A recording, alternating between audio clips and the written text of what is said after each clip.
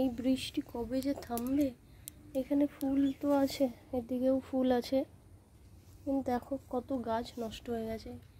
প্রতি বর্ষায় কত জবা গাছ, এটা হাফ মরেছে, আবার নিচ দিয়ে ডাল ঠাল বেরিয়েছে। এই বর্ষায় আমার প্রথম জবা, এখানে একটা জবা ফুল গাছ মরে গেছে,